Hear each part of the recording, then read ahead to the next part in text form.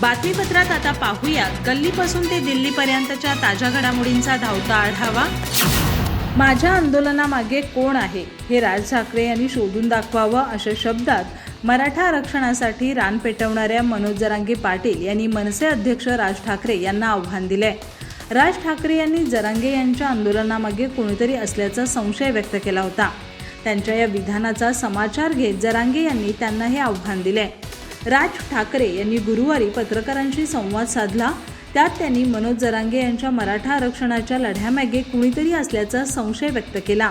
तसंच त्यांच्या मागे कोण आहे हे लवकरच समोर येईल असं ते म्हणाले होते।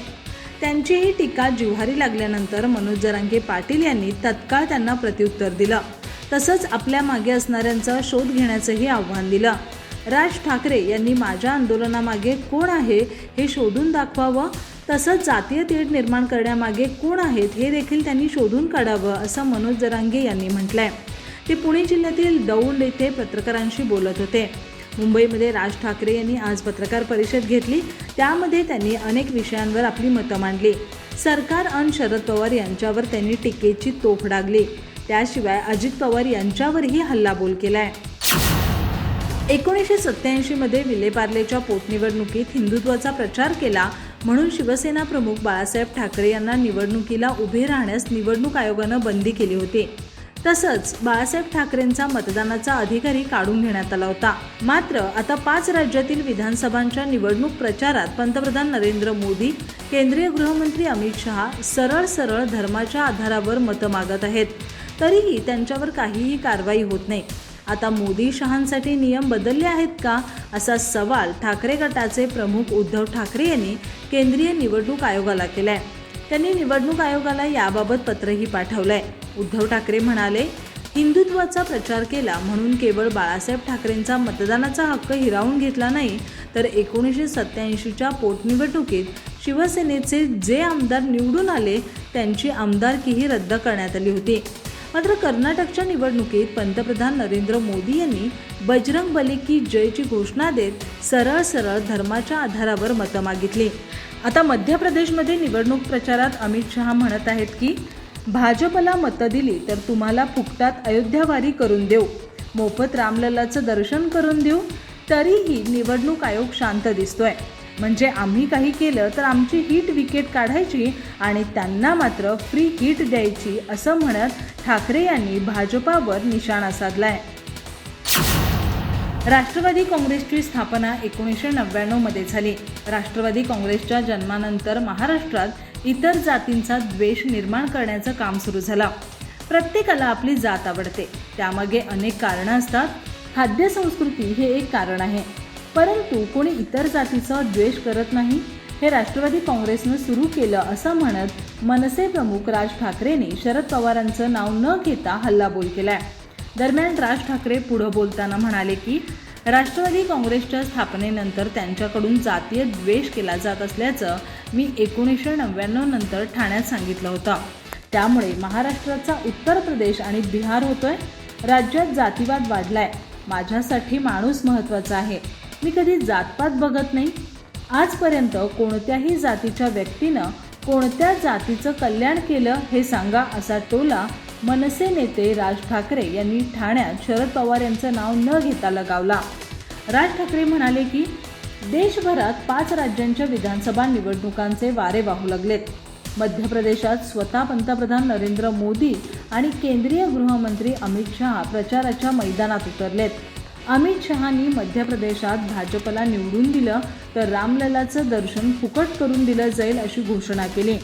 यावर आता मनसे अध्यक्ष राज ठाकरे यांनीही मोफत अयोध्यावारी करून टोला लगावलाय। भाजपने टूर अँड ट्रॅव्हल्स नावाचे नवे खाते उघडण्याची सुरुवात केली असावी। काय कामं केलीत यावर निवडणूक लढवा। राम मंदिराच्या दर्शनाचा आमिष कसलं दाखवताय। तसंच रविवारी विश्वचषकाचा अंतिम सामना आहे। दुसऱ्या सेमीफायनलमधून जो संघ फायनलला जाईल त्याला साहब न बोला है हारने को असंही सांगितलं जाऊ शकतं, असा टोलाही राज ठाकरे यांनी लगावला आहे। राष्ट्रवादी काँग्रेसमध्ये बंड केल्यानंतरही शरद पवार आणि राज्याचे उपमुख्यमंत्री अजित पवार यांच्या वारंवार भेटी होत आहेत। यावर शरद पवार आणि अजित पवार यांच्या डोक्यात काय चालू असतं हे घटना घडल्याशिवाय कळत नाही, अशी प्रतिक्रिया भाजप नेते चंद्रकांत पाटील यांनी दिली होती. त्यावर आज पत्रकार परिषदेत शरद पवार यांनी जोरदार टोला लगावला. आमच्या डोक्यात काय असतं हे निवडणुकीचा निकाल लागल्यावर कळेल, असा टोला शरद पवारांनी लगावला. शरद पवारांच्या या वक्तव्यावर पत्रकार परिषदेत चांगलाच हशा पिकला. तसंच या वक्तव्याचे आता राजकीय अर्थही काढले जात आहेत. शरद पवार यांच्या बारामतीमधील गोविंद बाग या निवासस्थानी दिवाळी पाडवा साजरा करण्यात आला. यावेळी राज्याचे उपमुख्यमंत्री अजित पवार उपस्थित राहणार की नाही यावर जोरदार चर्चा होती. मात्र संध्याकाळी उशिरा अजितदादा गोविंद बागेत आले. त्यावर चंद्रकांत पाटील म्हणाले होते की कितीही मतभेद झाले तरी सणासुदीला एकत्र येणं हेच पवार कुटुंबाचं वैशिष्ट्य आहे. मतभेदानंतर पवार कुटुंब वेगळं होतं, पण अशा कार्यक्रमाला नक्की एकत्र येतात. पवार कुटुंब एकत्रित आले म्हणून मागचे मतभेद विसरले असं नाही. मतभेद अजूनही तसेच आहेत. तसंच अजित पवार गोविंद बागेत जातच असतात. अजित पवार आणि शरद पवार यांच्या डोक्यात काय सुरू आहे हे घटना घडल्याशिवाय कळत नाही. चंद्रकांत पाटलांच्या या वक्तव्यावर तुम्हाला निवडणुकीचा निकाल लागल्यावर कळेल, असा जोरदार टोला शरद पवारांनी लगावलाय. भाजपनं आगामी लोकसभा निवडणुकीसाठी कंबर कसली आहे. या प्रकरणी भाजपनं महाराष्ट्रात मिशन 45 डोळ्यापुढे ठेवलाय. त्यानुसार त्यांनी मोर्चे बांधणी सुरू केली आहे. या प्रकरणी भाजपनं महायुतीतील आपल्या मित्रपक्षांपुढे एक फॉर्म्युला ठेवलाय. त्यात अनेक विद्यमान खासदारांचं तिकीट कापलं जाण्याची शक्यता असल्यामुळे महायुतीत लोकसभा निवडणुकीच्या उमेदवारीवरून मोठं महाभारत घडण्याची शक्यता आहे. लोकसभा निवडणूक अवघ्या काही महिन्यांवर आली आहे. महाराष्ट्रात काँग्रेससह राष्ट्रवादी काँग्रेसच्या शरद पवार गट आणि शिवसेनेच्या ठाकरे गटानं यासाठी जोरदार तयारी सुरू केली आहे. त्यानंतर आता भाजपही कंबर कसून मैदानात उतरलाय. राज्यात भाजप, शिवसेना शिंदे गट आणि राष्ट्रवादी अजित पवार गट यांचं महायुतीचं सरकार आहे. त्यामुळे महायुतीपुढे एकजूटपणे ही निवडणूक लढवण्याचं मोठं आव्हान आहे.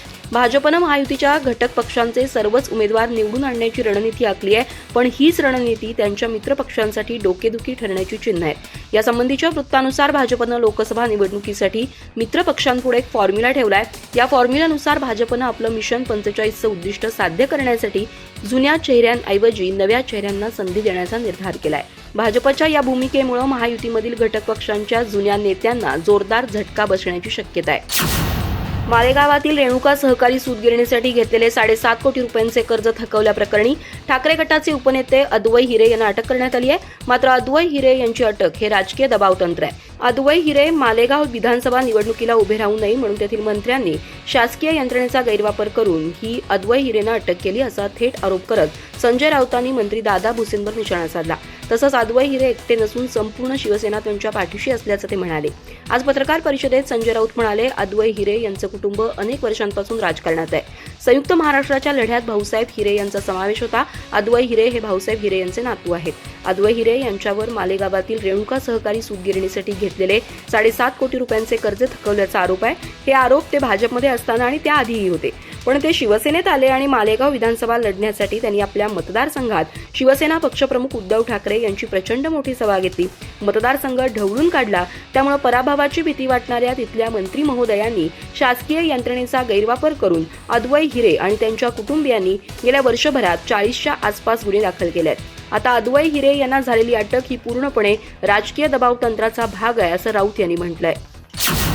बँक कर्मचारी डिसेंबर 2023 ते जानेवारी 2024 मध्ये 13 दिवस संपावर जाणार आहेत. याबाबतची अधिसूचना ऑल इंडिया बँक एम्प्लॉई असोसिएशननं जारी केली आहे. या अधिसूचनेनुसार 4 डिसेंबर ते 20 जानेवारी या कालावधीत विविध तारखांना हा संप करण्यात येणार आहे. या काळात देशातील विविध बँकांचे कर्मचारी संपावर जाणार आहेत. 2 जानेवारी तामिळनाडू, केरळ, आंध्र प्रदेश, तेलंगणा, कर्नाटक, पुदुचेरी, अंदमान निकोबार आणि लक्षद्वीपमध्ये सर्व बँकांचे कर्मचारी संपावर जाणार आहेत. 3 जानेवारी गुजरात, महाराष्ट्र, गोवा, दादर, दमण आणि दीवमधील सर्व बँकांमध्ये संप असेल. तर 19 आणि 20 जानेवारी या 2 तारखांना देशभरातील सर्व बँकांचे कर्मचारी संपावर जाणार आहेत. बँक कर्मचाऱ्यांनी 3 मागण्या केल्या आहेत. यातील पहिली मागणी आहे की सर्व बँकांमध्ये पुरेशा प्रमाणात स्टाफची नियुक्ती करण्यात यावी. दुसरी मागणी म्हणजे बँकांमधील कायमस्वरूपी नोकऱ्यांचे आउटसोर्सिंग बंद करण्यात यावे. आणि तिसरी मागणी म्हणजे आउटसोर्सिंगशी संबंधित सेटलमेंटमधील तरतुदी आणि त्यांचं उल्लंघन थांबवावं. अधिक माहिती आणि ताज्या घडामोडींसाठी आजच आमचे चॅनल सबस्क्राईब करा.